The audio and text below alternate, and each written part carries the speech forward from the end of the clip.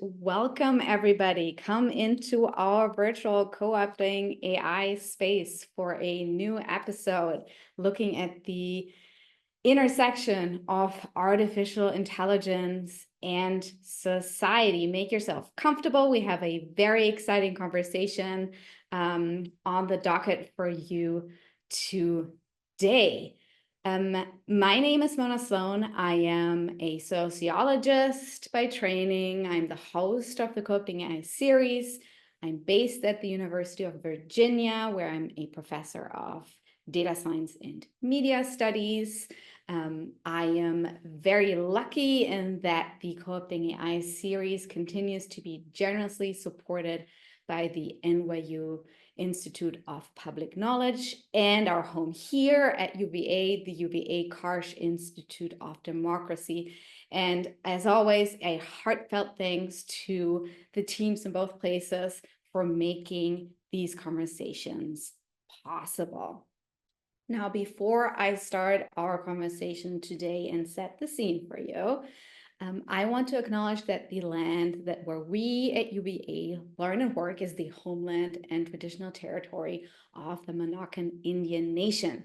We pay respect to the elders and knowledge keepers, past and present. We also acknowledge and pay respect to the enslaved Africans, enslaved laborers, and free Black laborers who built UVA, as well as their descendants.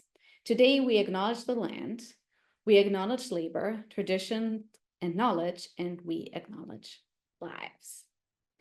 Now, in recent years, we have heard scholars and folks who work on establishing accountable and fair AI talk about AI as socio-technical systems. That term is used to underscore that all AI ultimately is social. And as a sociologist, I subscribe to that.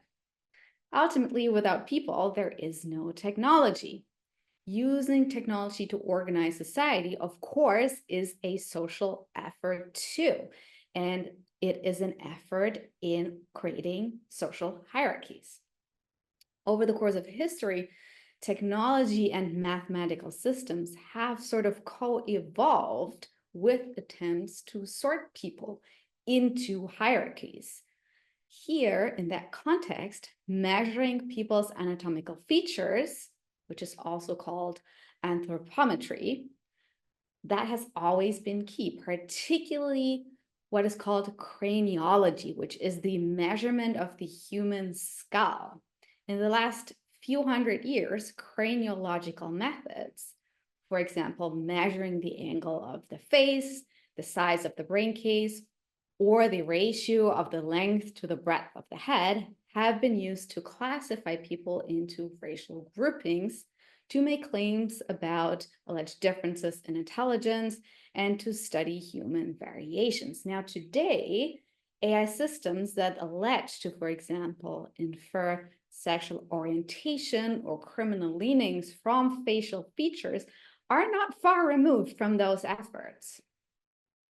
So there seem to be interesting and deeply problematic links between AI and the human anatomy. And that is what we're looking at today. We're looking at AI and anatomy.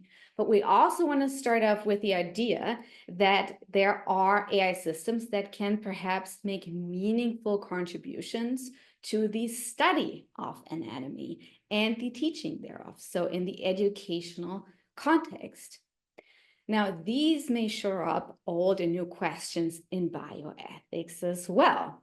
So clearly, anatomy is a rather productive frame to explore the thorny intersections of AI and society.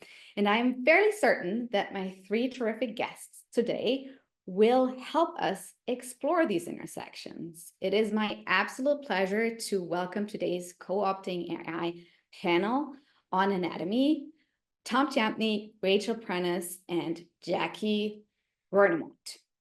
Now, kicking us off today will be Tom, who is a professor of cell biology and anatomy at the University of Miami. He teaches first-year medical students gross anatomy, histology, and neuroanatomy, and he also coordinates the South Florida Wilt Body Program for the State Anatomical Board. In addition, he is on the university's ethics program and helps teach the responsible conduct of research course, as well as teaching a graduate level research ethics course. He is very busy talking to the press about all kinds of questions on bodies and ethics. He publishes commentaries on the ethical use of human tissues, notably the use of willed bodies, and is a member of the International Federation of Associations of Anatomists and the Medical Humanities and Ethics group. He earned his Ph.D. in Biomedical Research at the University of Texas, Health Science Center at San Antonio, and has held positions at the University of Delaware, Texas A&M University, St. George's University, and over in Switzerland at the University of Zurich. Thank you for joining us, Tom. Great to have you. Then, following Tom will be Rachel Prentice, who is an anthropologist of medicine, technology, and the body. Her interests focus on opening up the assumptions and contradictions contained in 21st century North American biomedicine.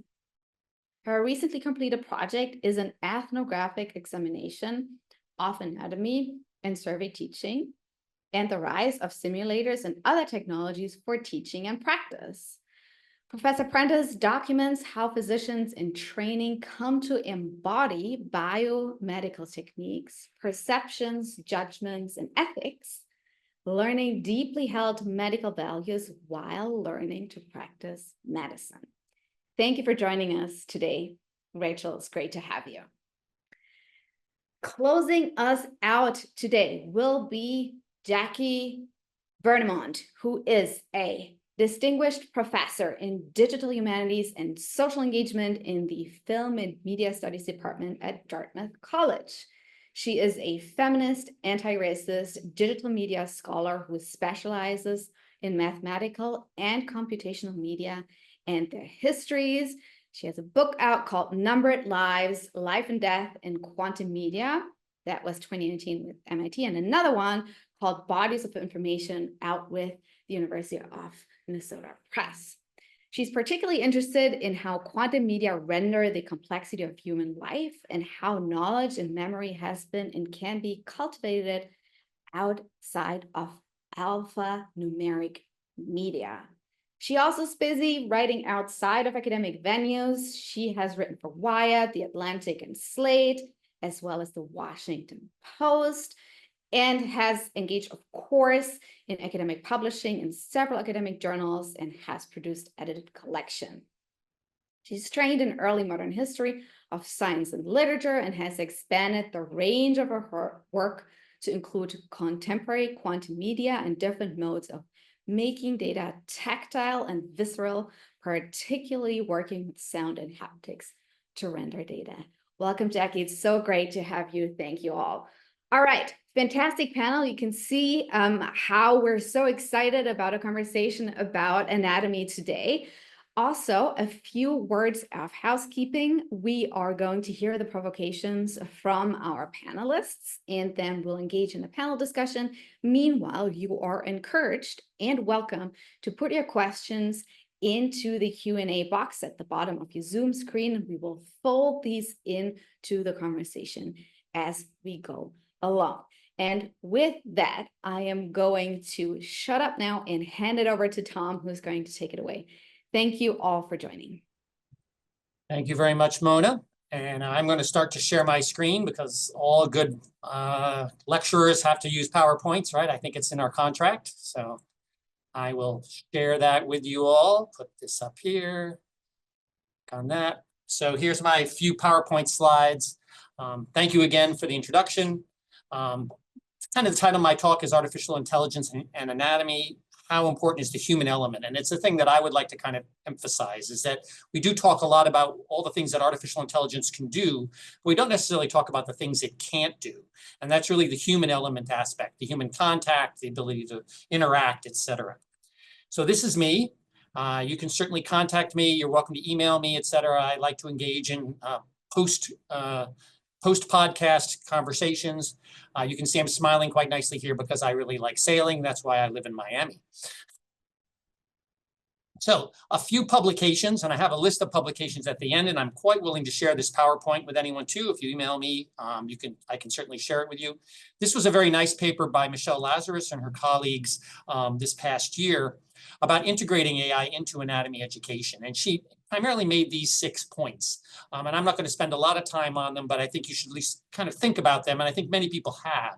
One, to increase the transparency of when we use AI, that we have plenty of diversity in developing of AI. We all know that algorithms that come from AI tend to have a bias to them, and trying to reduce that bias, especially in anatomy, which already has a bias to it. And we really need to try to expand out of that bias, both in normal anatomy as well as any sort of AI-generated anatomy. And then the other component of uncertainty and variation. There's lots of variation that occurs in the human form and human anatomy, and that's difficult sometimes to incorporate into algorithms. For algorithms to understand that there is this wide range of variation, algorithms tend to point more towards the normal, try to normalize things, as opposed to allow for variation to occur. She mentions educator awareness about the use of AI, that there should be AI free time that takes place in the laboratory with donors, et cetera.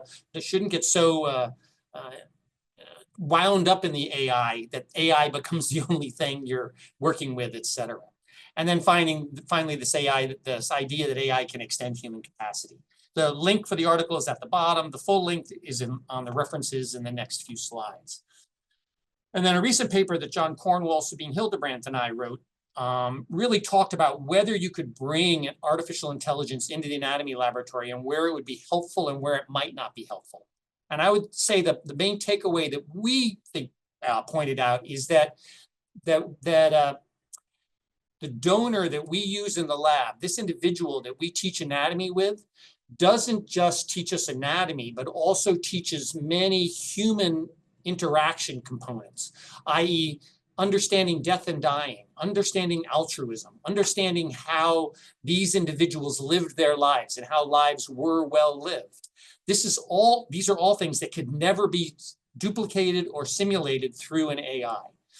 The example I like to give is if, even the best AI, the super best developed AI, the student interacting with that AI is going to know that it is not real, and therefore will have a different relationship with that simulation than they would with an individual in the lab who they know lived, existed, maybe had children, had a life outside, brings a whole nother aspect to the educational environment that you cannot get with just AI. So that was basically what we did in our paper, and that link is down here at the bottom as well. I found this blog I thought was kind of nice by Shakik. It's all about how artificial intelligence is being used in medicine. And there's some really fun little pictures there. It's a fairly long blog, but it's a very nice development on where AI is being implemented in medicine, the value it might have, and some of the drawbacks that there might be there as well. So I, in essence, point that out just for people who might have an interest and might want to further investigate it. And these are, I guess, my takeaways. So this is kind of my takeaway slide. I think AI can be useful in anatomy education and in anatomy in general. And I think you can use it for grading, for editing PowerPoints or editing Word documents that you might be working, et cetera. And ways to enhance education. Some students really like movable AI, where you can swing things around and look in and out and have a virtual reality type of an experience. And that can also all be very valuable for enhancing of education. But I would say there are places where you need to and almost are required to continue to have human involvement. And that would be with the donors in the lab, learning from those individuals who have donated and the value that they provide, not just the anatomical value, but the professional value, the professionalism, those types of things that students can learn and can interact with.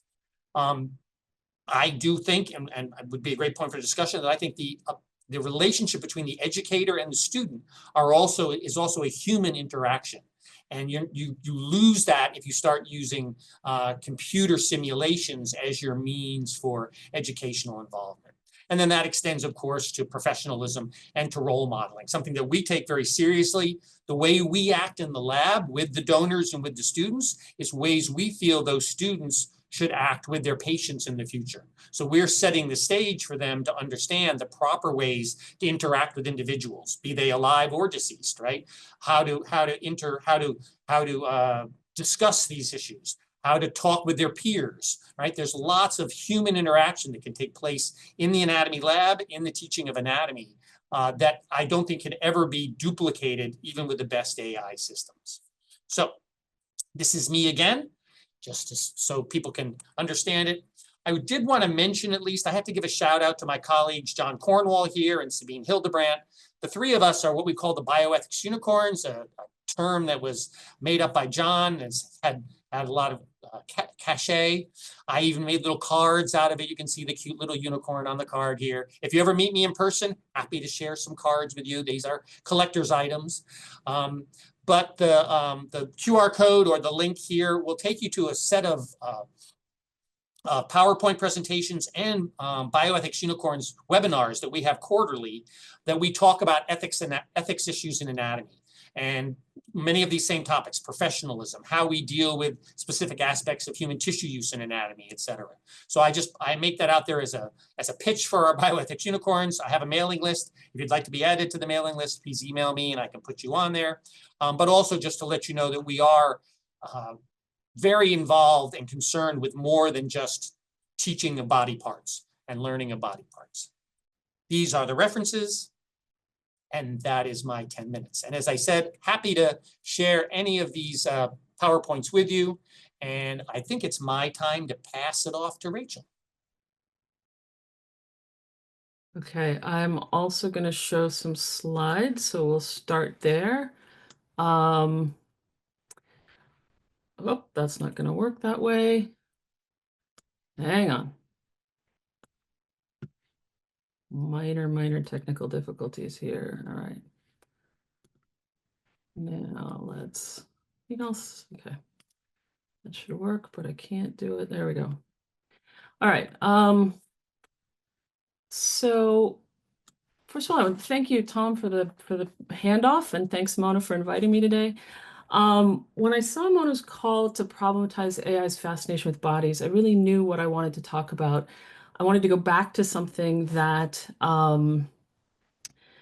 was something that stuck in my mind from my work studying tools for teaching anatomy and surgery that I'd never gotten a chance to look at. So, and I actually think Tom's title, How Important is the Human Element, might be thought of as a question that kind of haunts this particular provocation.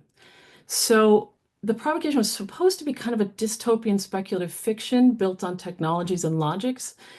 But built on real existing technologies and logics. But the deeper I got into the topic, the more I realized that this isn't really particularly speculative. So what I describe is happening now, though there'll be a little bit of speculation at the end. And it's built on the idea that our minds and emotions are the last frontier of privacy. And it raises the question of how much of that do we want to give up? So this paper starts from the forms of behavioral surveillance conducted by companies like Google and Facebook, and described by sociologist Shoshana Zuboff in her masterwork, Surveillance Capitalism. Zuboff describes how our clicks, likes, searches, and other products of digital life provide companies with a huge store of data that can be mined to produce predictive algorithms that analyze or even influence our behaviors. And Zuboff writes, in this new logic, human experience is subjugated to surveillance capitalism's market mechanisms and reborn as behavior. And the connection to anatomy is this: AI technologies are now being developed to analyze our innermost states of emotion and regulation. Those technologies do not rely on statements about what our inner states are. So it's not reliant on people saying how they feel. Instead, they're using the body itself to analyze what's happening inside. And here's the part that is less speculative than I thought. As the logics of predictive analytics come together with these emotional analysis tools, our innermost beings, our souls, if you can allow me some literary license, are becoming fodder for the kinds of behavioral analysis, prediction, and modification that already use our preferences, experience, and desires as raw material for a vast capitalist project. But let me get a little more specific. This story begins in California in 2001. And as I was doing my dissertation fieldwork and looking into digital tools for teaching anatomy and surgery, I flipped through a whole bunch of papers from the Medicine Meets Virtual Reality Conference, which is an annual meeting for developers who are bringing together digital tools for medical teaching and practice. And one paper caught my eye. It was a conceptual paper by Norman Alessi and Milton Wong titled Digital Motion Phenomenology of Depression. Alessi is a psychologist, and Wong works on digital tools for psychology. They wanted to use motion capture technology to study the movements of depressed people. They contended that the psycho aspects of this psychomotor ailment had been heavily studied, but that the motor aspects of depression had been neglected. And psychologists have observed that the body slows down during a depressive episode, and that's apparently visible to the trained eye, but not so visible to the trained eye that you can characterize it without something like motion capture. So they proposed to use motion capture to characterize these episodes, to sort of break them down a little bit. And they hypothesized that depression might be a movement and not a mood disorder. So they argued that they also fantasized about developing a kind of objective test for depression, a test that they likened to an ECG or a blood test or something like that.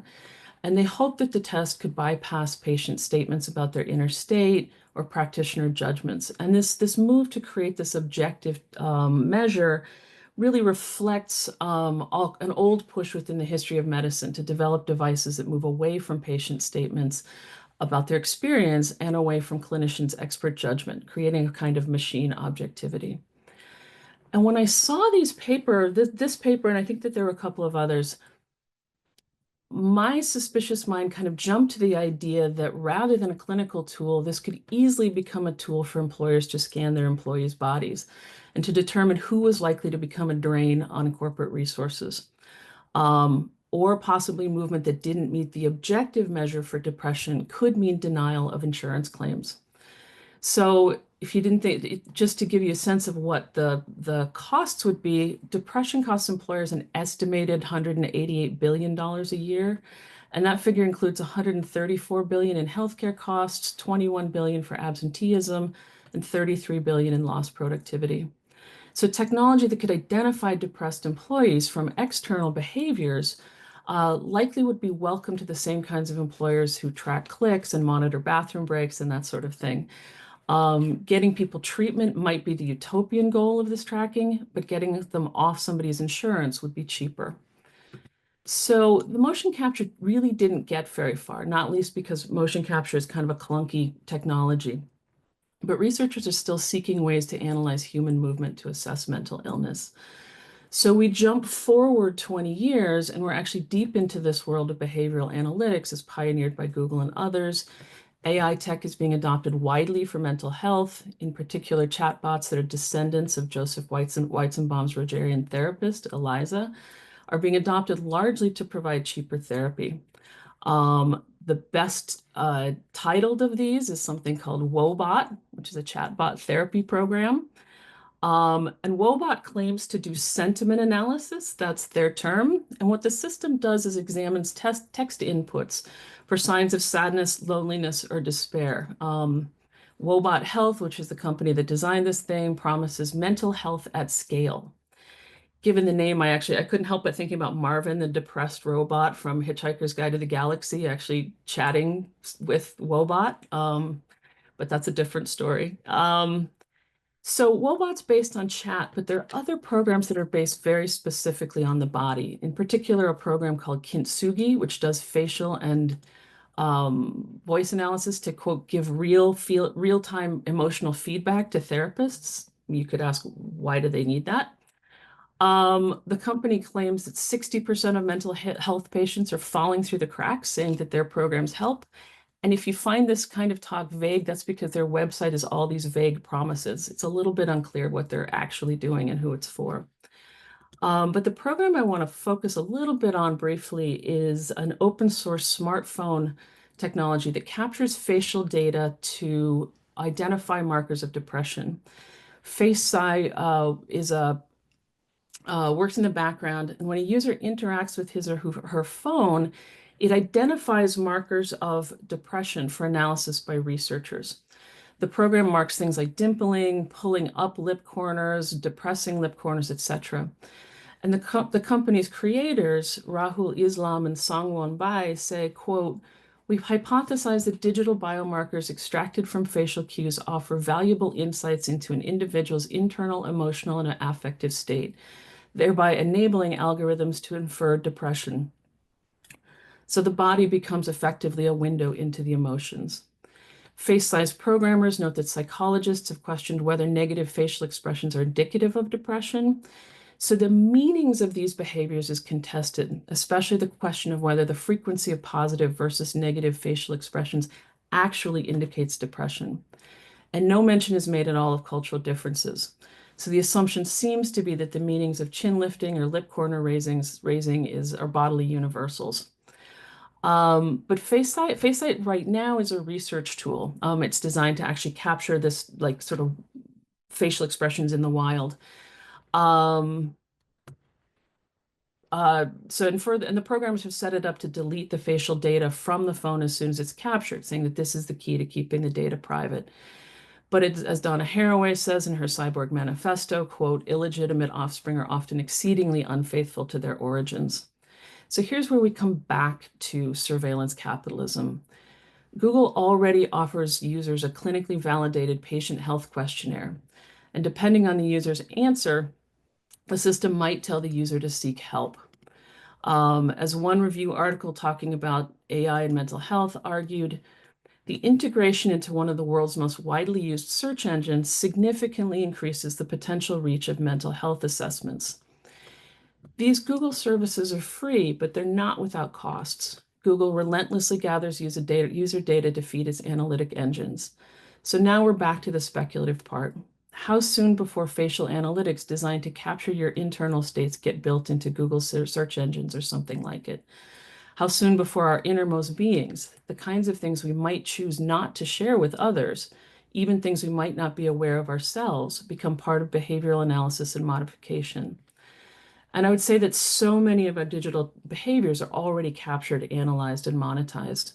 Already a huge amount of our inner lives, at least the things we choose to explore through searches and whatnot, are captured as raw material to feed prediction machines. I think we ought to be aware that systems engineers are always looking for new ways to mine more data from our bodies and our beings. I think it's worth asking whether we're willing to give ourselves, our thoughts, our emotions, our states of being to this kind of machine intelligence and to this kind of behavior for sale. So what that will do for our sense of privacy is an important question, but as significantly, what will that do to our ideas about ourselves, our inner being, our emotions, the core parts of ourselves that we might not choose to share? And with that, I will pass this off to Jackie. Who's going to take it from here. Man, I thought I was going to be depresso espresso today. That was really great, Rachel. There's a cartoon, as I'm pulling up my slide share here, a cartoon talking about, if one isn't talking in a meeting, their face is nevertheless sort of typing out the closed captioning. And my face, I shared it with all my friends because my face is certainly like that. I open book in many ways. And the idea of surveillance of my feelings on my face is kind of terrifying. So thanks to Rachel for terrifying me. And Tom, that was delightful. And I'm super excited about bioethics unicorns. And Mona, such a delight to be here. Thank you for the invitation. And thank you to all of you who are here in the audience. Spending your time with us is a choice, and I honor that. I also want to note that Dartmouth is on the ancestral and unceded lands of the Abenaki people. And our land acknowledgement feels particularly important to me, in part because Dartmouth was founded as an educational institution, at least its founding pitch was that it was an educational institution for Indigenous peoples. And there was a whole lot of theft and things went kind of south. we can talk about all that later, but it feels important to me to recognize both the sense of place, the ongoing caretaking by the Abenaki people of this place, and the continued existence of Indigenous peoples across the United States and North America more generally. My provocation thesis is essentially this. Vulnerability is a condition of possibility for AI and anatomy. And I'm going to get into. Sorry, yeah. we're not seeing slides in case you were working to share slides. We're seeing your browser window. Oh, well, that is definitely not what I want you to see. So let's stop that share. And you get to see the role of the common carrier, it looks like. Yes, exactly. All right, let me fix that. Thank you so much, Mona, for letting me know. There we go. I believe I have it now. How's that? Yep. All right. Vulnerability is a condition of possibility for AI. I want to say, as I'm talking today, there will be a moment, it's the 4th slide in, I think, where I will be sharing some quotes from some history that I'm working on that is like wildly sexist and wildly ableist. And I'll sort of flag it before I get there, but if people just don't want to read that, that's okay. You can turn it off for a moment. I'll only read 1 or 2 of those. I don't need to dwell on all of them, but I wanted to give people that sort of heads up. Okay, so when I think of anatomy and AI, the very first thing that I think of is Sasha Costanza Chalk's excellent book, Design Justice, which came out in 2020. And this is an image from their book. It's in the very first chapter. And essentially what this image is doing is trying to both visually and then Sasha goes on to sort of narratively explicate for readers how millimeter wave detection works when you go to the airport, right? The airport security where you're asked to put your hands up above your head and stand there while the little machine scans you. And part of what Sasha is walking us through is this reality, right, that cisnormativity is built into the scanner software, right? And I'm going to read Sasha's own experience because I think they can speak it better than I can. Since my gender presentation is non-binary femme, usually the operator selects female, right? So as Sasha walks into the machine, one of the TSA agents either has to select male or female. However, the 3-dimensional contours of my, again, I'm reading Sasha's quote here, my body at millimeter resolution differs from the statistical norm of female bodies as understood by the data set and risk algorithm designed by the manufacturer of the millimeter wave scanner. Now, in this particular chapter, Sasha goes on to say, right, it's a literally no-win situation for them. If the operator selects male, their breast tissue falls outside the sort of statistical norm for someone that the software and the designers assumed was male. And if the operator selects female, then their pelvic region falls outside of the statistical norm. And the things that Sasha does extraordinarily well in this section is sort of give us a clear sense of how algorithmic design with algorithms and about a kind of binary vision of human anatomy comes to bear on a person in their everyday lived experience. For me, it's an incredibly powerful anecdote, and the book is available free and online if you care to go through and read that chapter. I really recommend it. The second thing that comes to mind is a piece that I co-wrote in 2019 for Slate titled "The Government is Using the Most Vulnerable People to Test Facial Recognition Software." And this piece I co-wrote with Os Keys and Nikki Stevens, who then went on to publish a peer-reviewed piece, Seeing Infrastructure, Race, Facial Recognition, and the Politics of Data. And in both of these, and in that work, part of what we as a group were excavating, and then Nikki and Os more deeply, was the way that NIST, which is the National Institute for Standards and Technology, it's a federal government agency, the way that NIST leverages particular kinds of images for training AI software. And it's important to note that this is training AI software not just by US corporations, so certainly in that kind of surveillance capitalism that Rachel was talking about, but also research universities, and it's actually open globally, right? So anyone, anywhere in the world who is either associated with a corporation, a research group, or a research institution engages with these challenges that NIST puts forward. And I've included on the bottom of this slide the sort of class under which this happens. It's NIST's facial recognition vendor test program. And on the right-hand side there is the Chexia face recognition and the FRVT 2013 are just two examples. They have a long list of various challenges that they issue. And the idea, right, is that they invite researchers to develop algorithmic tools that respond to their calls, and they award prizes, right? There's like monetary gain in addition to sort of, you know, the glory for a research product or something like that.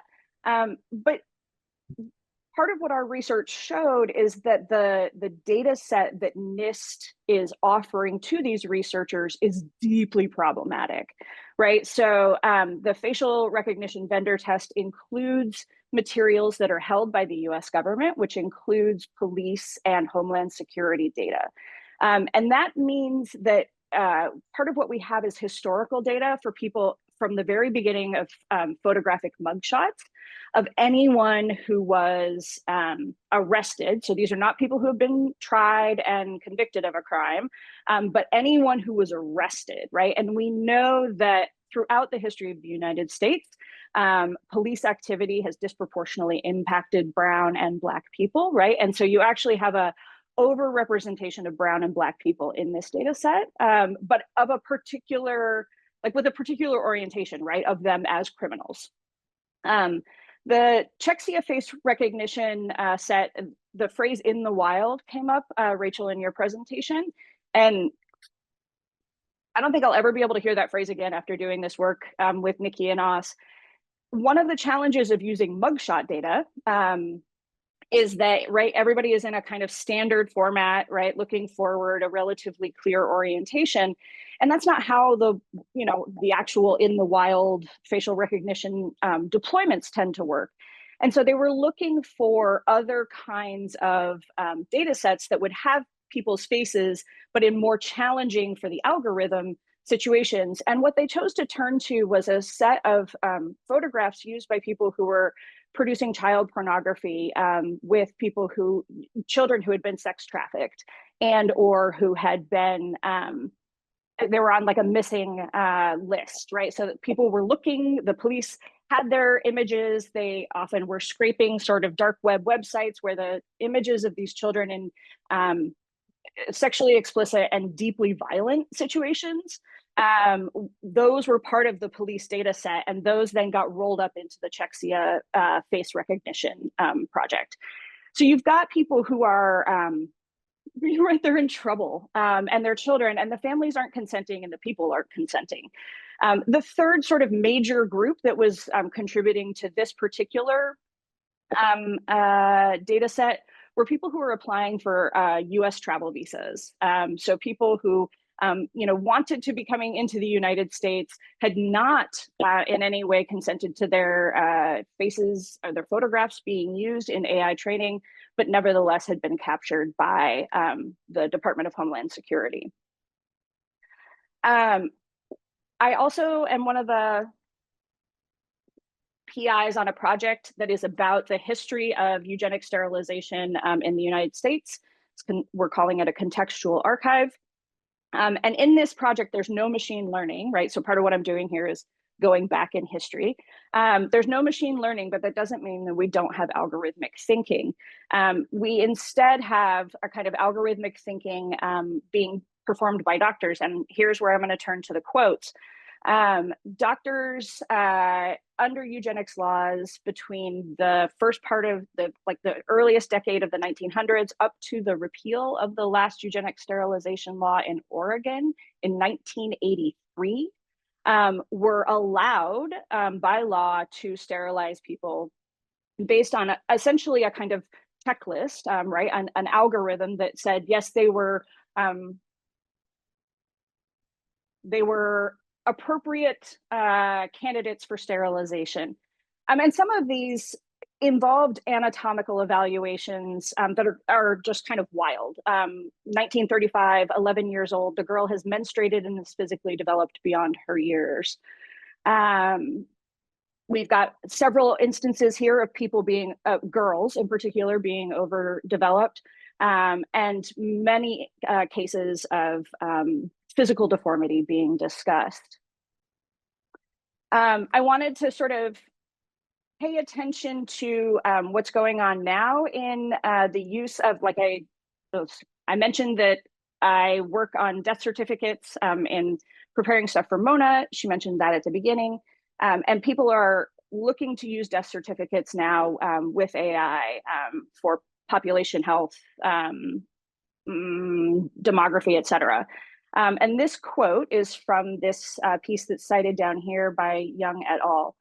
There's rich longitudinal health information from insurance claims, and those that have recorded death rates, that is vital statistics, are often separate, and linkage may be prohibitively expensive or prohibited because of data privacy restrictions. They go on to say that an algorithm, there are limitations, right? An algorithm developed in one population cannot necessarily be applied to different populations. And I think we've heard that in the previous two discussions. And they argue that what we need in order to be using AI in this kind of work is a deep understanding of the data and potential biases in the underlying mechanisms of data generation. We also need evaluation of algorithm performance across diverse subgroups and transparency in the dissemination of algorithmic inputs, parameters, and outputs. And I would say that I couldn't agree more, but I would also ask whether or not we have, if any of us, right, have the depth of knowledge and the positionality to be able to bring that deep understanding to bear. These are just a handful of the scholarly publications that have come out on algorithmic bias. And for those working in AI and anatomy from like anatomical science, I'm not sure that these are the kinds of texts that they are deeply reading alongside the other work that they're doing. Thank you. Very, very many thanks to Tom, Rachel, and Jackie for these extremely insightful presentations. There's so much in here, and I have many questions. So I'm going to take chair's privilege and start us off with a round of questions. This is also a call for our audience members to put your questions into the Q&A box at the bottom of your screen, and we'll begin to fold those into our conversation. Tom, I'm going to start with you. I am so curious to hear how AI is being sold to folks who teach anatomy. What is the promise that is being made to educators? Can you tell us a little bit more about that? Sure. So the promise is twofold. One of them, of course, is economic.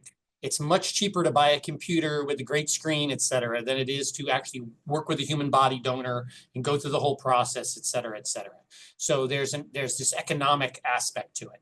That tends to be put on the down low, but it's certainly there. And they will let you know that it's going to be less expensive. And deans love to hear that, of course. The educational phrasing they give is that it will allow for a more varied educational experience. That AI could allow you to, do virtual reality, could allow you to see things from a different perspective. But what they don't provide is any of the human, emotional, and psychological and developmental components that come along with learning. They are strictly saying, we'll be able to teach you the muscles of the hand in a different way than the way you've learned the muscles of the hand on the body, right? And I could even debate that it might be better to learn the muscles of the hand on the body than it would be to learn in this virtual or AI type world. But that's pretty much the way they approach it. They approach it strictly from a body parts phenomenon, that we can teach body parts from a different way or a different look, which, as Jackie has said and others, it relies on bias. You're not getting a full data set of human individuals with all their variations, et cetera. It's generally not as good resolution. Even the best AI systems have very bad resolution for very small anatomical details. So there's a lot of problems with it, but it's new and shiny, and people think, ooh, you know, it's got bells and whistles, and so it has its day. But I think most of the old anatomists at least realize the value of actually working with these individuals and learning from them, as opposed to, as I said, you can use the AI stuff as enhancement to the education, but it should not be the basis for your actual education. Thank you, Tom. That was very helpful. And I had no idea. So I learned a new thing here. And I'm inviting the panelists to chime in here as well. Jackie, do you want to? Yeah, I was just going to note that economic logic has been there in the history of processing mortality records from the not the very beginning, but in the mid 1950s, 1960s.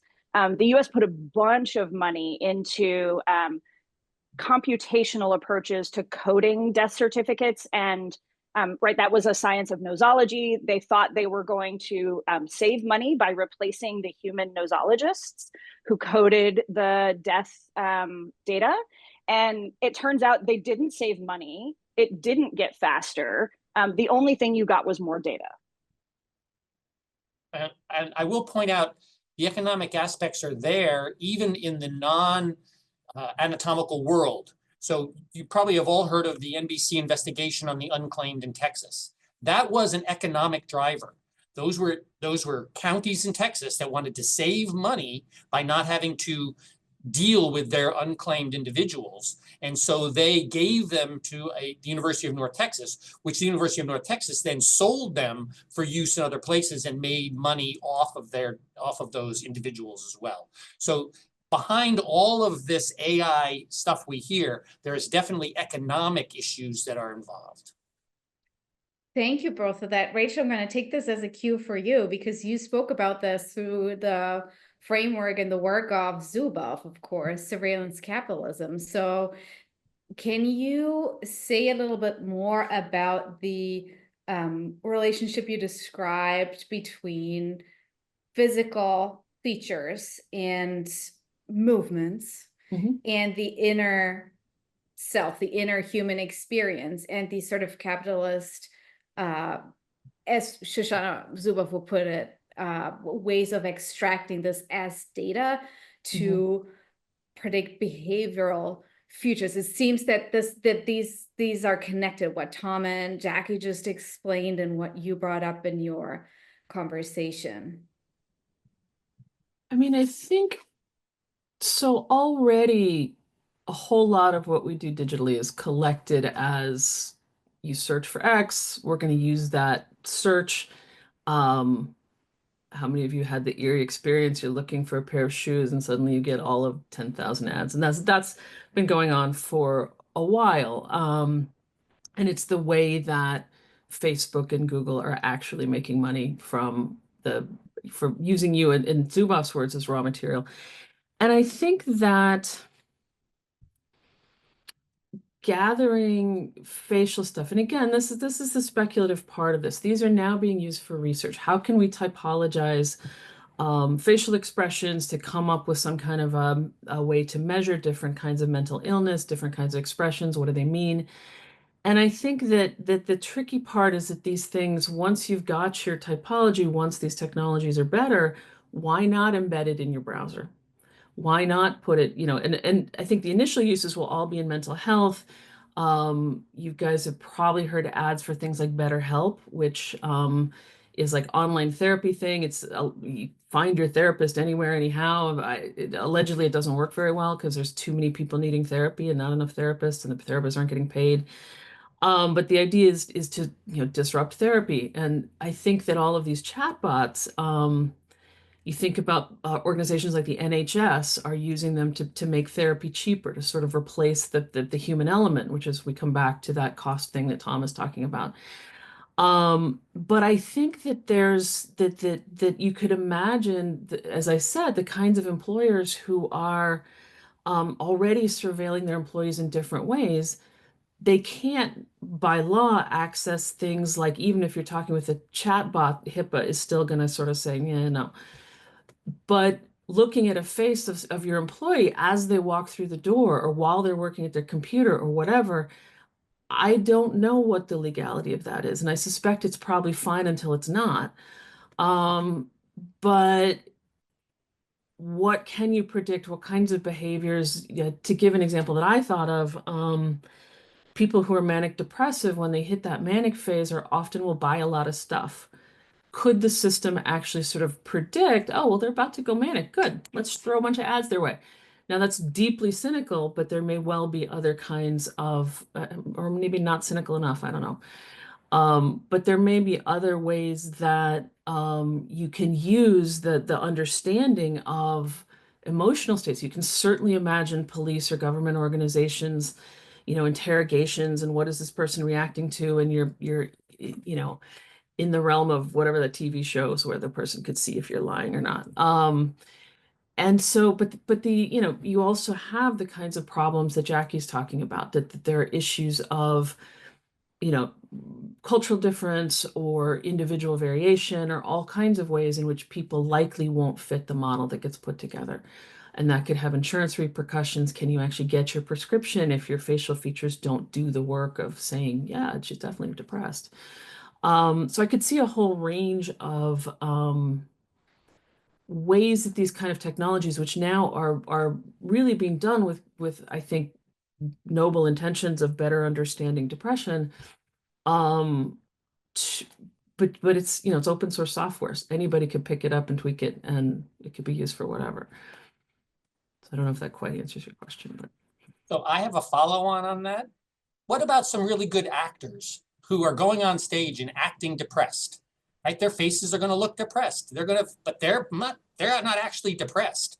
So there's a lot of people out there that can act really well, and I am curious about how an AI is going to discriminate between somebody who's acting depressed or acting happy versus someone who's really depressed or really happy. And then you have the psychopath or the sociopath who never looks bad at all, but is doing all sorts of bad things in the background. So there's a lot of limitations that I have concerns about. well, and you could imagine that you might want to test for sociopathy or psychopathology, but there might be people who just are part of that normal variation who just aren't super expressive. And those people, suddenly the labels happen that fast. Thank Sorry. you so much. Sorry. No, go ahead. Thank you so much for that. I am, Rachel, you've done work on anatomical education and how to teach that stuff. So from your sort of social science point of view, how do you see these developments vis-a-vis what Tom has described earlier, where there is sort of a it's the new shiny thing, right? But then also we know AI really is also used to automate or semi-automate some of the logistical, administrative things that we as educators all have to do. Can you speak to that a little bit? A little bit. I mean, Tom, I'm curious. When I was, I haven't been back in a bit, but when I was studying anatomy labs, the virtual tools were coming online. But then when I went back after a few years, and they probably would look primitive now that we're however many generations of stuff further on. But one of the things that was starting to happen was physicians, people in med school, were getting taught with cadavers, with donor bodies. But people like nurses, physical therapists, occupational therapists, that had all gone virtual. So there are people who weren't getting the benefit of that, the emotional experience, the close thing. And I'm assuming that's only accelerated that ish. I don't know. So it's been interesting. I think there's been a little bit of pushback. There was kind of a phase of, ooh, we're going to go technological. And then they see the technology doesn't really do everything they want it to do. And there's a little bit of flow back the other way. So interestingly enough, here at University of Miami, our physical therapists do a deeper anatomical experience with the donors in the lab than our medical students do. So it really is dependent on the university, the professors involved. I think there is this shiny new thing that comes up, but then it tends to loses its gleam after a while, and people tend to go back to the standard that always has and does work well. So I don't think it's necessarily a progression up, continual progression up. Yeah. I think your point that this is very attractive to deans, that's been around for a while, that some of the background is that donor programs are very expensive. It's hard to do. And so all of those digital shiny things look cheaper. Now, do you have to buy the update? Do you have to, on and on? They may not be as cheap as they appear to be. But And not as valuable. yeah, exactly. And then you ask what the quality of the educational experience is. Correct. And what you're trying to teach, right? Yeah. What are you trying to get across in the lab? And I'll go back to Apropos, Jackie's point about bias.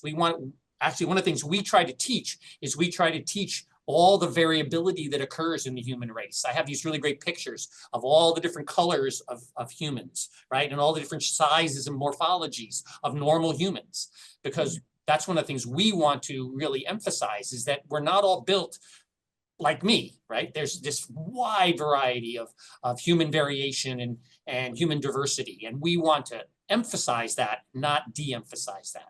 And I think AI somewhat flips that script and tries to normalize everything as opposed to allowing that wide variance to occur.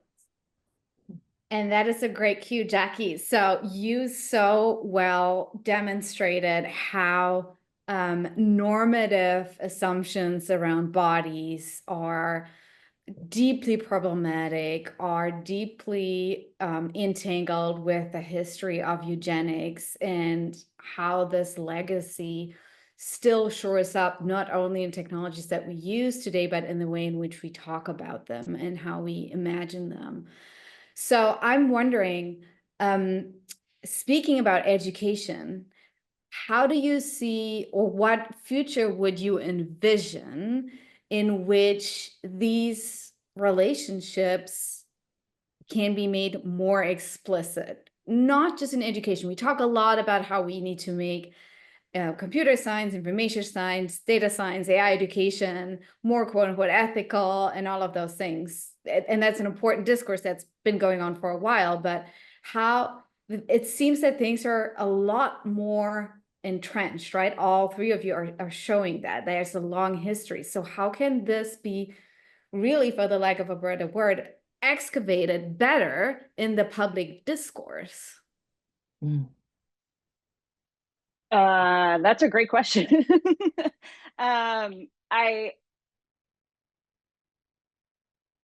So there's a lot to be said. There's the frame of computational tools, whether they're algorithmic or not, being black boxed, right? Stuck in a box that you can't see inside of. And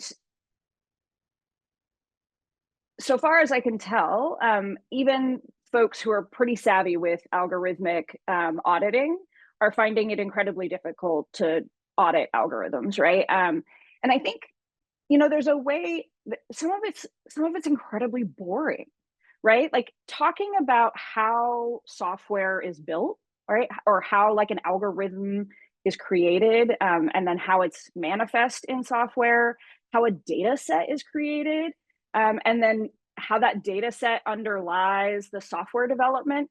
Those are, they're kind of boring tasks, right? In some ways, it's paperwork. It's paperwork, and then it's code work. And it happens over long periods of time, and it happens across multiple people, right? So in my last slide, one of the book covers that I showed is Dan Book's How Our Days Became Numbered. And he has this amazing ability to make the process of gathering the census like come alive. He's an incredibly gifted writer. I love him. right? But there aren't very many people who can make a census exciting, right? But he does. And that process of going like door to door and talking to people and writing people down, you know, in a giant spreadsheet, is mind numbing to most people. And so I think we have to come up with some way of telling the stories of how the data sets come to be, and how those data sets then roll up into software, and how those software tools roll up into our everyday experiences. We've got to find some way of telling those stories better. I don't know that I have the answer really at all. Actually, I think you know, I'm personally interested in writing for a public audience as opposed to an academic audience, in part for this very reason, right? That I think the average person who is not a researcher in an academic institution doesn't necessarily have this information at hand. So I think some of it's about storytelling. I think, you know, because I like getting I really like working with my hands, right? And I think Tom's observation, right, that you can't know human anatomy until you've sort of had your hands in human anatomy. I was a molecular biology major as an undergraduate, and you know, like anatomy was my favorite class. But the getting our hands on the real thing, whether that be the algorithm or the software or the data or the body, strikes me as deeply important, right? If we simply receive data sets to use rather than build them ourselves, I think we have a real problem. I think if we simply receive, you know, whether it's the body world's plastinization bodies, or it's a, you know, virtual slice in a 3D software of a body, if we just receive that, I don't think we have the same sort of cognitive connection. And I don't think we have the same kind of embodied connection, right? I believe really strongly in embodied knowledge. And so, you know, I mean, I think there was a reason, the early modern period, people were out grave robbing. I mean, people were grave robbing all the way up into the 19th century in order to get their hands on human bodies, because they were using proxies that were animals, right? Pigs, horses, cows. And it was like, it wasn't working, right? Reading in a book, it just like, it wasn't the same. And so people were digging up their fellow people in order to be able to do this. And I think there's a reason why. I'm certainly not saying that we go do that, but I am saying that I think embodied knowledge is super critical, which means that we have to be in contact with others. And I think storytelling is going to be really important, even if it's about the most boring things, right? Turning people into paperwork or giant spreadsheets. I can flip that to the extent of the practical aspects of it. What we do in our lab. For instance, we do not have any technology in our lab. We have the donors, we have some plastic models, but basically we have the donors and the students. And when we bring the students in, we introduce them to the donors and we talk to them as if they're patients. We actually let the donors provide us with voluntary information. They'll give us a little biography and some pictures, and we put those on the donor tank so the students can realize that these were living human individuals and what their lives were like. We try to emphasize that this is the value that you're learning here. That no technology is going to give you that same impact, that same emotional reaction, that's things that are going on. And we explicitly think about that and work on that, right? That this is an important component to the parts of the things we're teaching, not just the body parts, but the actual things we're teaching. And so I think, Mona, from our perspective, we're trying to do it on the ground for the people that we are actually working with, right? For them to realize why we're not having all this whiz bang AI stuff going on. And I think we're trying to do it one student at a time, you know, with the people that we're impacting, and trying to let them see that they're going to be working on real humans in the future. They need to know how to work on real humans now, you know, and to bring that connection together, that human element, like I said. So, Rachel, you're muted. If I could add something to that, a lot of my work has been about a kind of comparative space of what can be made algorithmic about human experience or human lives or human bodies and what really kind of can't. And I think that Tom is exactly pointing to one of those places, my experiences both of being in anatomy labs and of doing a little bit of dissection. There is certainly, intellectual things, but it could, the emotional experience is kind of profound. And I'm not a physician, so I don't know how it shapes clinical practice other than from talking to people who, one of the surgeons I worked with used to say that she finds doing surgery far less disturbing than dissecting cadavers because the soul is gone. And she feels like it's a different kind of violation. So there's parts of human experience, and I think that's part of what I'm trying to point to, that maybe can't be captured by whether it's motion tracking or whatever, but also maybe shouldn't. And those are the kinds of things that I think that it's kind of an ethical question, not in the sort of Kantian bioethics stuff that we teach, but it's a sort of a deeper question about how much do we want to give of human experience to kind of machine algorithms that don't get, whether it's body variation like Jackie's talking about, or anatomical variation like Tom is talking about, or parts of your inner life. So I think that that's a question that we are our asking it is behind, in a sense, the development of the technology. It's not really actually ahead. We've been anticipating cloning forever and talking about it, but this kind of stuff is not actually as fleshed out. That's so great. The sort of continued moment of anticipation, right? That goes with all of this stuff. I'm going to start bringing in our audience questions. And so, Jackie, I'm going to start with you. This is from Emmanuel Moss, and he's saying, it seems like so many of the problems of algorithmic approaches to anatomy come from how they tend to confirm received notions about bodies, emotions, and how bodies have been categorized. All of you have spoken to this. Are there ways to challenge or push back on some of these received notions with the same tools? Can algorithmic approaches help debunk scientific racism? Jackie, this one's for you. Yeah. So let's see. I'm going to set aside the debunking question first. Certainly pushing back, I think, is a possibility, right? I think of like Joy Buolamwini's work, right, in the Algorithmic Justice League, thinking about sort of how AI can be leveraged to assist those who have been harmed by institutional racism in medicine. And for those of you who don't know Dr. Buolamwini's work, one of the things that she was working on when she first started publishing was cancer detection in African-American people, right? And so the kinds of computer vision, right, that was being used for typology of lesions wasn't working as effectively on skin that was more heavily melanated. And so I think there's a way in which that's a kind of pushback, right? Black women in the history of medicine have been used as sort of exploratory subjects in a number of really horrific ways, but those have never been to aid them, right? And I think there's a way in which Joy's work on lesion detection in skin cancer is really powerful. I think also about there's a discussion around not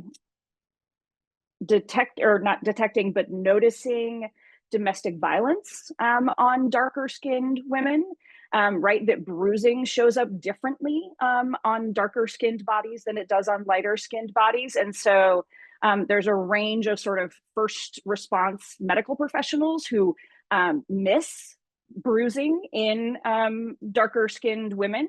And that there are ways in which one might be able to, in a space where there aren't as many people coming into an ER or people haven't been trained on a diverse population, right? There might be ways that one could use computational models, right, to help provide some of that experience. You know, I think debunking, I don't know if AI can debunk scientific racism, in part because it feels to me like a little bit of the master's tools, master's house kind of problem, right? Like, I think AI is so deeply imbricated in the history of scientific racism that I'm not sure that I would want to use it to debunk that particular thought tradition, right? I think we have lots and lots of ways to debunk that thought tradition that don't require us to use AI. That isn't to say that we can't use AI, right, to do better, but I don't know that we can debunk scientific racism with AI. Thank you for that. It's interesting how we're, it's a chicken and egg kind of question almost, right? Rachel, I have one for you. And this one is from Andre Sobral, who is saying, is it likely that AI applied to diagnostics or predictions could lead to recursive and normatizing effects? We spoke about that a little bit. As AI is implemented, patients may begin to emulate the symptoms or conditions that the AI is trained to identify, creating a conflict between the AI and the public.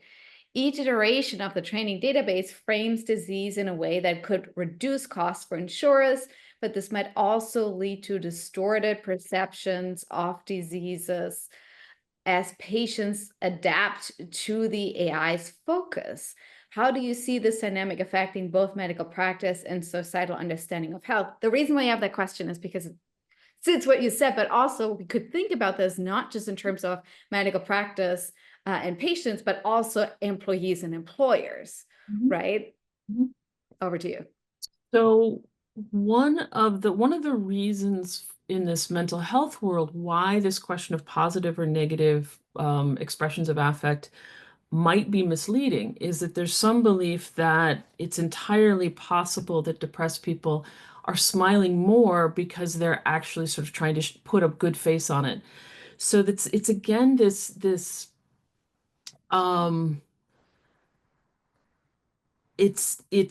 so they're already in a sense conforming to not so much to what the machine is asking for, but to what they expect people want from them.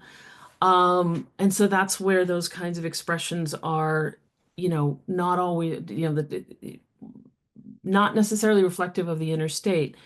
And whether people would sort of conform to the technology itself and to the way it measures, one of the, I think, reasons, one of the reasons why people always want the objective test, the blood test for depression or whatever, is there's a lot of mistrust about patient statements. So if a patient says, I've been feeling depressed, it's like, one of the words I'd like to sort of ban from the English language is malingering. Oh, you've had this tick bite and now you feel terrible for years on end. You must be malingering. Well, maybe not, but that's a mistrust of patient statements about what's going on with them. And so I think that the assumption that from external behavioral characteristics, you can actually figure out what's really going on with people may be flawed. But I think also that I think behind the question, there's this concern with whether people might learn to game the system, which is possible. But also, I think with whether we might find ourselves, if the system is if the modification part of the system is sort of asking for certain things, what's it asking for? Is it asking for us, like, there are sometimes good reasons why people are depressed. You have one of my Joe Dumet, who was one of my dissertation committee members, has written about after 9/11, pharma companies were like, well, if you're feeling bad for more than, say, a week, maybe you should medicate. And he's like, maybe we should just be angry at what's happening in the world. So the questions of what is the goal of this kind of analysis? What are people trying to do? If it's, oh, you have a lousy afternoon, I'm assuming these systems aren't going to say, okay, go check, call, ask your doctor if you need whatever. But you could see moving that direction. And so I think that there's always this conversation between the patients or the people and the technology. And will people come to see short-term lows as something that's dangerous or medicatable or otherwise problematic? I think is highly possible and possibly desired by the kind of people who want to sell you meds. I'll stop there. Yeah, Jackie, and then I have a last question for Tom before I close this out. Yeah, I just wanted to add on there that I think there's I don't know if other people have had this experience of going to the doctor and they're typing as they're going, right? And you're telling them the things that you're experiencing. But I know when I do that, I trust that doctor less, right? Because I want them to turn around and pay attention to me and what I'm saying to them. And I often see them sort of say, okay, well, what about this, right? Like the computer is prompting them, right? To say, well, check for this thing, or, oh, check for this thing. And I absolutely will confess to, like, saying the set of things that I think the computational brain wants to hear so that I can get the doctor to listen to me, right? And so I do think there is a feedback loop there, especially as someone, right, who, historically physicians aren't great at listening to, right? I think there's a way in which we do modulate ourselves in order to achieve the ends that we're looking for. And I think Rachel's point is right, that's a really complicated space. And it's now also being intersected with insurance companies, with employers, and with people who want to sell us stuff. And that makes it even more complicated than it was prior. Thank you for that.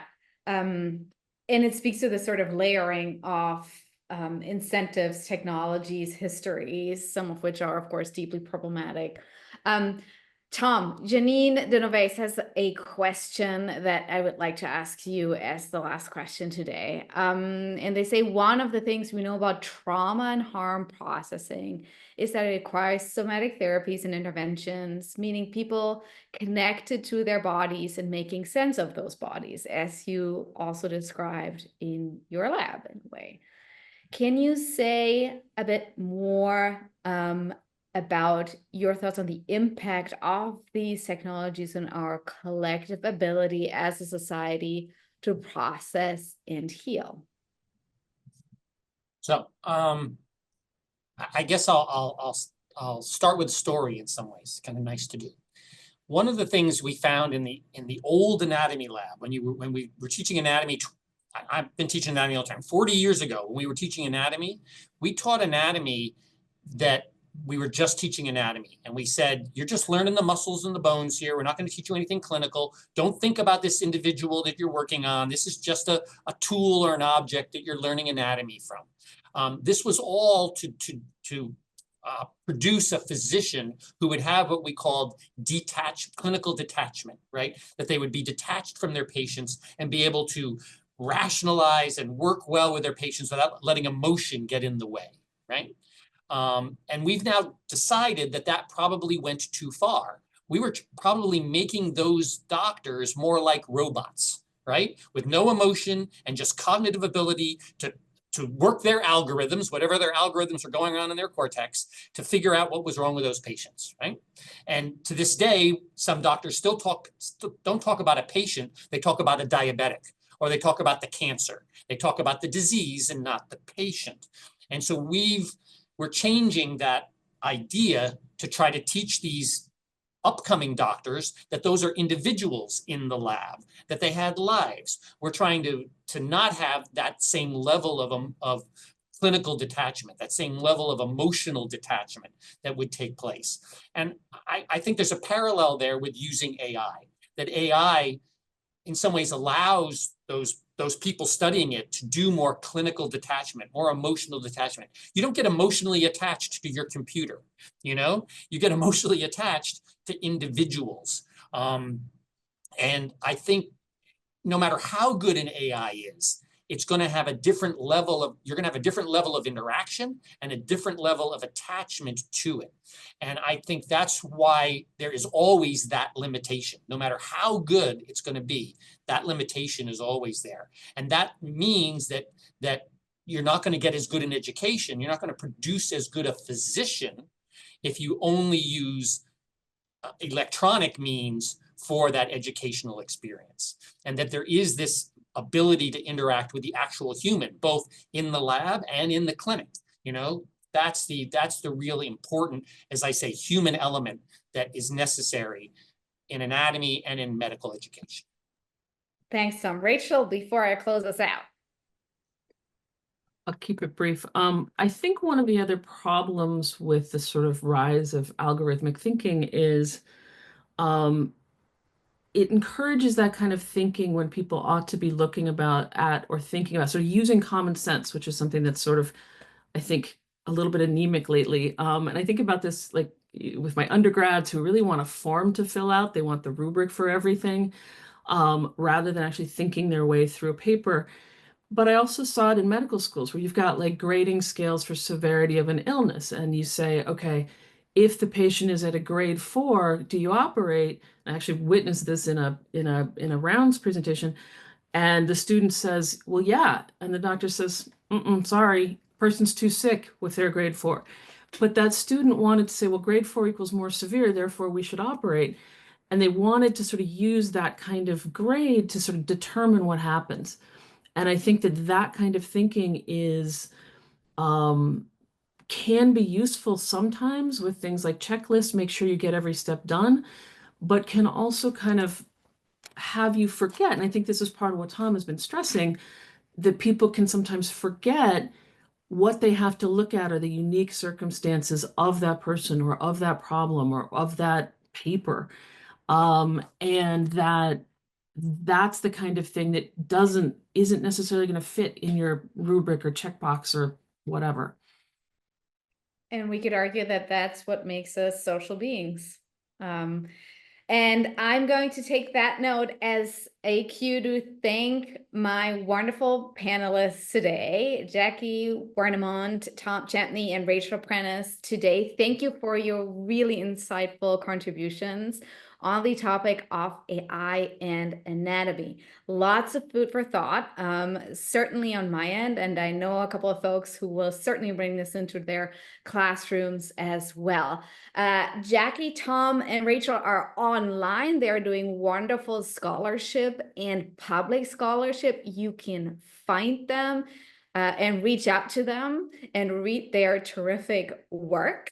We will be back for the last Co-opting AI event in 2024 on December 4th, and we will be talking about cars. Mobility has long been entangled with dreams of artificial intelligence, and we'll be talking about that with Melissa Chafkin, MC Farrell, and Nathaniel Chodosh on December 4th, 4 p.m. Eastern Time.